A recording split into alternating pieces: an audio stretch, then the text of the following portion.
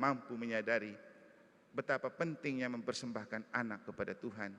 Kalaupun dia tidak sempat jadi imam, paling tidak dia aktif di gereja. Itu jauh lebih penting. Jangan kalah dengan anak-anak.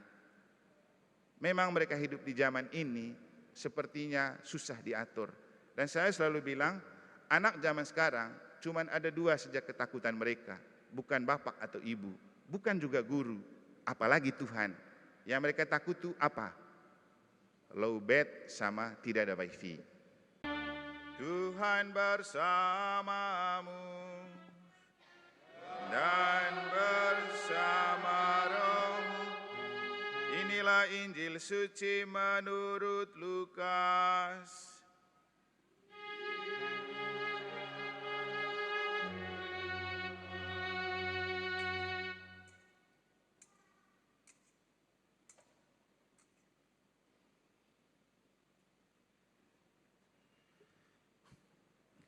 Ketika tiba waktu penyucian menurut hukum Musa, Maria dan Yusuf membawa Yesus ke Yerusalem untuk menyerahkan dia kepada Tuhan seperti ada tertulis dalam hukum Tuhan. Semua anak laki-laki sulung harus dikuduskan bagi Allah. Juga mereka datang untuk mempersembahkan kurban menurut apa yang difirmankan dalam hukum Tuhan, yaitu sepasang burung tekukur atau 2 ekor anak burung merpati. Di Yerusalem ada seorang bernama Simeon. Ia seorang yang benar dan saleh, yang menantikan penghiburan bagi Israel. Roh Kudus ada di atasnya, dan kepadanya telah dinyatakan oleh Roh Kudus bahwa ia tidak akan mati sebelum melihat Mesias, yaitu dia yang diurapi Tuhan. Atas dorongan Roh Kudus, Simeon datang ke bait Allah. Ketika Yesus anak itu dibawa masuk oleh orang tuanya untuk melakukan baginya apa yang ditentukan hukum Taurat, Simeon menyambut anak itu dan menatangnya sambil memuji Allah, katanya, "Sekarang Tuhan, biarkanlah hamba-Mu ini pergi dalam damai sejahtera sesuai dengan firman-Mu, sebab mataku telah melihat keselamatan yang datang dari-Mu, yang telah Engkau sediakan di hadapan segala bangsa, yaitu cahaya yang menyatakan kehendak-Mu bagi bangsa-bangsa lain dan menjadi kemuliaan bagi umat-Mu Israel." Yusuf dan Maria amat heran akan segala sesuatu yang dikatakan tentang Yesus. Lalu Simeon memberkati mereka dan berkata kepada Maria, ibu anak itu, "Sesungguhnya anak ini ditentukan untuk menjatuhkan dan membangkitkan banyak orang di Israel, serta untuk menjadi suatu tanda yang menimbulkan perbantahan, supaya menjadi nyata pikiran hati banyak orang. Tetapi kelak suatu pedang akan menembus jiwamu sendiri."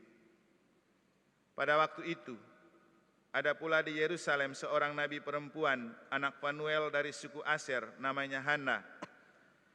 Ia sudah sangat lanjut umurnya. Sesudah menikah, ia hidup 7 tahun bersama suaminya dan sampai sekarang ia janda dan telah berumur 84 tahun. Ia tidak pernah meninggalkan bait Allah dan siang malam beribadah dengan berpuasa dan berdoa. Pada saat itu juga, Hana pun datang ke bait Allah dan mengucap syukur kepada Allah, serta berbicara tentang anak itu kepada semua orang yang menantikan kelepasan untuk Yerusalem. Setelah selesai semua yang harus dilakukan menurut hukum Tuhan, kembalilah Maria dan Yusuf beserta Yesus ke kota kediaman mereka, yaitu kota Nazaret di Galilea.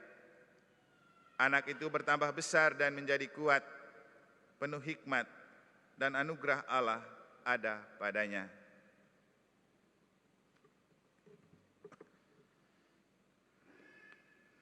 Demikianlah sabda Tuhan. Terpujilah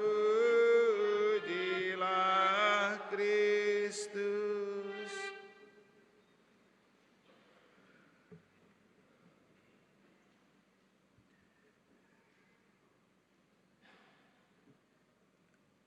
dan anak ini akan menjadi pedang yang menghunus jiwamu sendiri.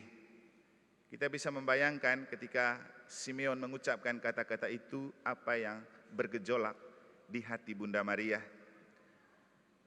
Frater, suster, Bapak Ibu, saudara-saudari, adik-adik dan anak-anak sekalian yang saya kasih dalam Tuhan, untuk memaknai pesta Yesus dipersembahkan ke Nisa, saya mengambil dua pengalaman yang baru saja terjadi kemarin dan hari ini dari yang saya alami.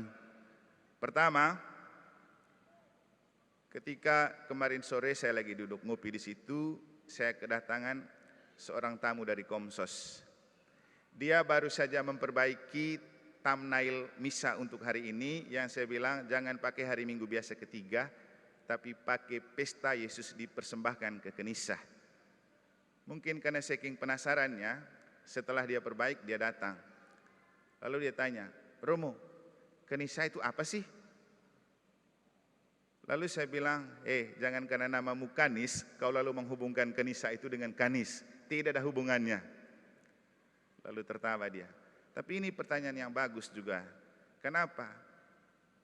Bukan hanya kamu, pasti banyak juga umat Katolik yang tidak mengerti Kenisa itu apa. Maka nanti saya akan jawab waktu khotbah besok untuk hari ini.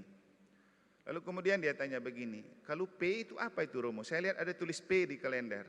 Saya bilang P itu artinya putih. Artinya liturgi untuk pesta Yesus dipersembahkan ke Kenisa itu putih. Makanya saya bilang kamu tadi perbaik untuk tidak menamakan hari Minggu biasa. Karena kalau hari Minggu biasa itu pakainya hijau. Oh begitu. Terus saya lihat di kalender itu ada tulis PV, PF. Tahu kamu? PV itu artinya peringatan wajib. PF itu artinya peringatan fakultatif. Wajib artinya harus dirayakan. Fakultatif itu boleh atau tidak boleh dirayakan. Ini sedikit pengetahuan liturgi. Terus yang kedua, saya tadi itu merasa macam terharu dan bahagia ketika ada salah satu umat di Dekenat NTB mengirim pesan ini kepada saya. Yang pasti ini bukan umat Mataram ya. Dia mengirimkan gambar Yesus sedang digendong oleh Yusuf dan Maria, lalu di belakangnya ada Yesus digendong oleh Simeon dan Hana, lalu di belakangnya ada Bunda Maria dan Santo Yosef.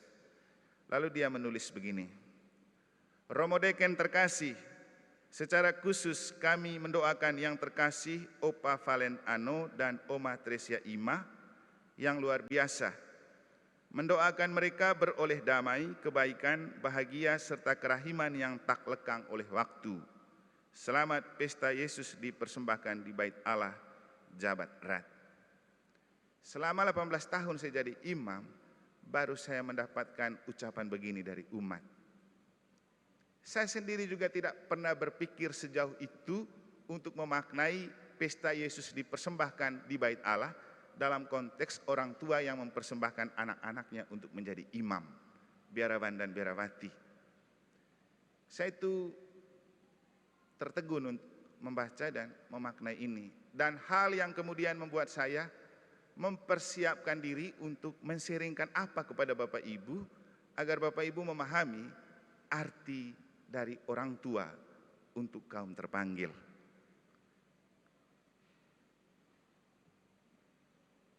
Hari ini saya pakai kasula yang keluarga kudus, karena memang ini pesta yang terkait dengan Yusuf dan Maria, lalu dikaitkan dengan orang tua kaum terpanggil. Tadi juga saya ukup itu Bunda Maria, karena apa? Bapak Ibu, pesta hari ini sebenarnya aktor utamanya bukan Yesus, tapi Maria dan Yusuf yang mempersembahkan putra sulungnya dan satu-satunya kepada Allah di Kenisa. Dan orang yang sangat menanggung beban batin karena peristiwa ini adalah Maria. Kenapa? Justru setelah Simeon berbicara banyak tentang Yesus dan kehebatan Yesus setelah ia besar, ada sebuah kata-kata menarik, sebuah ramalan yang mengatakan anak ini akan menjadi pedang yang menghunus jiwamu sendiri. Saya lalu mengaitkan itu dengan apa yang terjadi dengan mama saya ketika saya pertama kali masuk ke seminari tinggi dan ditabiskan. Tapi sebelum ke sana saya mau tanya dulu, Bapak Ibu memang paham itu kenisah itu apa? Kenisah itu apa? Dan kenapa Yesus dipersembahkan ke kenisah? Dan kapan Yesus dipersembahkan ke kenisah? Ada yang tahu? Angkat tangan kalau tahu. Kebetulan saya dapat hadiah rosario gratis juga dari Romo Cece kemarin, nanti saya kasih Anda. Ada yang tahu? Nah, sudah lama jadi Katolik kan? Kita merayakan tanpa kita tahu mengapa kita merayakan. Jadi Yesus dipersembahkan ke kenisah itu sama dengan Yesus dipersembahkan di bait Allah setelah 40 hari dia dilahirkan. Nah, Bapak Ibu bisa hitung sudah. Dari tanggal 24 malam sampai 2 Februari itu berapa hari? 40 hari. Jadi ini kan pesta yang dirayakan tanggal 2 besok. Tapi secara liturgis sudah bisa dirayakan pada hari Sabtu sore. Untuk apa? Itu kalau dalam budaya Yahudi, Yesus dipersembahkan di kenisah itu bagian dari budaya Yahudi untuk istilahnya purifikasi Maria setelah dilahirkan. Jadi proses pemurnian Maria setelah ia melahirkan Yesus setelah 40 hari. Sekaligus juga memenuhi hukum yang mengatakan bahwa semua anak sulung dipersembahkan kepada Allah. Makanya ada burung tekukur, ada burung apa lagi tadi menyertai persembahan itu. Tapi berbeda dengan anak-anak biasa dan orang tua biasa, Yesus itu punya keistimewaan. Ya, Yesus kan memang istimewa. Dia lahir melalui Bunda Maria tapi dikandung oleh Roh. Kalau anak-anak biasa kan dikandung dari hasil persetubuhan seorang pria dan seorang wanita. Tapi Yesus kan tidak. Tanpa persetubuhan Yusuf dan Maria, ia sudah dikandung karena dari Roh Kudus. Itulah kenapa Yesus disebut 100% anak Allah, 100% anak manusia. Dia dikandung dari Roh Tuhan, dilahirkan melalui seorang perempuan bernama Maria. Jadi kalau dalam ajaran dogmatik, khususnya yang bernama Kristologi, Kristologi itu ilmu khusus tentang Yesus. Dan kita itu belajar itu semua Bapak Ibu sebelum jadi imam. Sehingga begitu jadi imam, setidaknya kita harus sudah tahu itu. Makanya sering saya bilang, jangan kamu sok tahu dari kami para imam lagi untuk ajaran iman dan teologi dan hidup menggereja. Kita itu belajarnya di situ. Jadi Yesus itu istimewa karena dia itu anak Allah 100%, anak manusia 100%. Nanti kalau ada yang bertanya tentang kenapa Yesus disebut anak Allah, ya karena itu. Tapi sebagai anak manusia dia hidup dalam aturan budaya Yahudi. Makanya dia dipersembahkan di bait Allah pada usia 40 hari setelah menikah, dan setelah umur 8 hari itu Yesus disunat. Itu juga ukuran aturan manusia. Kalau Nabi Muhammad sunatnya kapan? Tahu? Ada dua versi tentang Nabi Muhammad. Ada ulama yang mengatakan Muhammad itu sudah disunat sebelum dia lahir. Tapi tidak masuk akal sih ya. Tapi ada yang mengatakan dia disunat pada saat dia berusia 7 hari. Itulah yang kemudian dia mewariskan, ada 2 cucunya dia itu disunat pada usia 7 hari juga. Ini tidak untuk kita pahami tapi untuk tahu saja. Karena Yesus dan Muhammad sama-sama disunat. Tapi ini disunat kenapa? Ini hukum Yahudi, bukan hukum agama ya. Ingat, sunat itu bukan hukum agama, itu hukum Yahudi. Dan Yesus sebagai anak manusia hidup dalam lingkup budaya Yahudi, hal yang kemudian juga membuat dia dipersembahkan di kenisah. Tapi yang istimewanya justru di sana oleh gerakan Roh Kudus seorang bernama Simeon datang. Dan Simeon ini dia tergerak oleh Roh Kudus untuk datang pada saat Yesus dipersembahkan. Dan dia bicara banyak tentang Yesus. Sampai dia bilang, sekarang Tuhan perkenankanlah hambamu berpulang, karena aku telah melihat keselamatan dalam diri dia yang telah engkau urapi. Jadi dia bilang mau mati sekarang juga tidak apa-apa. Makanya kemarin saya iseng-iseng di Opa Anus ya Pak Mikel ya. Mungkin ini yang Pak Mikel ingatkan saya tadi. Karena Opa Anus lagi sakit. Dia bilang jangan sampai yang Romo omong kemarin itu benar. Saya bilang saya juga tidak ingat itu omong. Maksud saya begini. Karena kita bicara kematian, lalu kemarin saya komentar, Om Anus lebih baik mati di gereja daripada mati di jalan.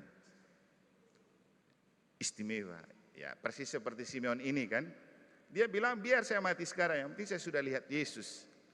Tapi intinya dia digerakkan oleh Roh Kudus untuk berbicara tentang Yesus. Dan di balik banyak pembicaraan yang hebat tentang Yesus akan menjadi orang dan anak yang hebat, dia memberi catatan kepada Bunda Maria, tapi anak ini akan menjadi pedang yang menghunus jiwamu sendiri. Nah itulah kenapa saya masuk ke pengalaman kedua, merefleksikan kembali perjalanan panggilan saya terkait dengan kata-kata ini. Anak ini akan menjadi pedang yang menghunus jiwamu sendiri. Dan saya menemukan itu dalam diri mama saya. Waktu saya masuk tahun rohani, bapak antar saya. Mama saya sudah hamil besar yang bungsu. Ketika bapak saya sedang antar saya ke Momere, Lela, mama saya lahir. Jadi yang bungsu lahir dalam kondisi bapak saya lagi tidak di tempat. Itu pertama. Kedua, selama saya di seminari tinggi, mama saya ini sakit berat terus, bahkan hampir mati. Tapi sekarang dia sudah sehat. Dan mama saya ini karena orang kampung, dia itu anti kendaraan. Jangankan naik mobil, naik motor 1 meter saja dia tidak bisa. Sehingga waktu saya tabis diakon, dia diajak untuk ke Lero, tapi tidak bisa karena dia tidak bisa naik kendaraan. Tapi waktu saya tabis 4 Oktober 2006 di Kute, dia bisa ke Denpasar dan tidak mabuk. Setelah itu, dia tidak pernah naik motor dan naik mobil lagi setelah pulang kampung. Hanya bisa untuk tabisan. Nah, maksud saya begini, saya membayangkan kebahagiaan yang mereka miliki sampai dia lupa kalau dia mabuk karena mau mempersembahkan anaknya ditabiskan menjadi imam di Kute. Bapak Ibu, waktu saya tabis itu agak luar biasa juga. Artisnya Edo Kondologit, MC-nya Debbie Sartian, pokoknya seperti selebriti begitu. Dan saya bahagia kenapa? Mama dan bapak saya datang ke altar untuk mempersembahkan anaknya. Dan itu adalah kebahagiaan yang besar. Tapi di balik kebahagiaan itu ada pedang yang menghunus. Ya banyaklah Bapak Ibu. Tentu tidak bisa Bapak Ibu bayangkan apa perasaan orang tua saya kalau misalnya Bapak Ibu gonjang-gancingin Romo, omongin Romo, gosipin Romo, colotehin Romo, jelek-jelekin Romo, dan kalau kamu adalah orang tuanya Romo, gimana rasanya? Itulah yang dimaksud dengan pedang yang menghunus jiwa. Jadi tidak mudah. Bapak Ibu enak sekarang terima imam-imam import ya. Bukan produk orang Mataram. Dan kamu sesuka hati juga omong imam karena kamu tidak tahu rasanya bagaimana menjadi orang tua imam ya. Tanya nanti Pak Mikel mereka. Saya kemudian membayangkan Romo Cece juga waktu masuk seminari, kan dia kuliah dulu di Undana, bapaknya sudah tidak ada. Frater Edo sekarang masuk seminari, bapaknya sudah tidak ada. Frater Dani mau ditabiskan, mamanya tidak ada. Jadi tidak mudah untuk menjadi anak terpilih dan terpanggil dipersembahkan kepada Allah. Butuh pengorbanan. Mungkin itu kenapanya Bapak Ibu banyak tidak mau anaknya jadi imamnya, karena tidak mudah. Tapi memang seperti itu jalannya, seperti Bunda Maria. Makanya Bapak Ibu saya mengajak kita untuk cobalah membayangkan bagaimana sakitnya hati Maria karena Yesus kemudian menjadi pedang yang menghunus jiwanya. Tapi kesusahan bukanlah akhir dari cerita. Walaupun hati Maria banyak tertusuk oleh pedang karena fakta bahwa Yesus banyak menderita, diolok-olok, dicaci maki, diludahin, persis seperti nasib kami para imam, tapi dia bahagia. Kenapa? Bapak Ibu sering kali saya mengajak, coba Bapak Ibu toleh ke belakang, lihat ke atas. Ini gerejamu, apa yang dilakukan Bunda Maria oleh Yesus kepada Yesus di atas itu? Coba Anda balik, lihat. Bagaimana Yesus memangku seorang anak satu-satunya dalam keadaan dia tidak bernyawa karena orang bunuh. Coba. Bagaimana perasaan Maria? Tidak mudah. Tapi lagi-lagi tidak ada derita tanpa arti bagi orang percaya. Kan gitu kata-kata perhentian kan. Dan apa yang dialami oleh Bunda Maria, walaupun dia bergejolak hatinya, menyimpan semua perkara itu dalam hati, dia menemukan sebuah kemuliaan yang tidak ditemukan oleh perempuan lain. Yaitu apa? Satu-satunya orang yang diangkat ke surga tanpa banyak melewati api penyucian, tanpa melalui neraka. Maria, satu-satunya orang yang diangkat ke surga, buah dari kesetiaan dalam mengikuti perintah Allah dalam hidup dan menjalani hidup dengan prinsip fiat voluntas tua. Aku ini adalah hamba Tuhan, terjadilah padaku menurut kehendak-Mu. Bapak Ibu, kalau kita betul orang beriman, tidak perlu banyak menuntut. Tapi belajarlah dari Bunda Maria dan Santo Yosef. Ada perkara dan persoalan hidup tidak untuk dipersoalkan, tidak untuk diperdebatkan, tidak perlu digosipkan. Anda menyimpan semua itu dalam hati, bawa dalam doa. Apalagi kita umat Mataram yang berpelindungkan pada Bunda Maria, belajarlah dari figur Bunda Maria untuk memanage persoalan. untuk menghadapi kenyataan dan tantangan hidup. Jangan terlalu menjadi ember bocor. Jangan terlalu banyak omong kosong yang tidak penting dan tidak perlu. Banyak-banyaklah berdoa. Itu jauh lebih penting. Seperti Bunda Maria, dia banyak berdoa, banyak memasrahkan hidupnya ke dalam penyelenggaraan dan kehendak Allah. Akhirnya Bapak Ibu, hidup itu Tuhan yang atur. Kalau kita ikut Tuhan, Tuhan akan selalu membuat hidup kita itu indah pada waktunya.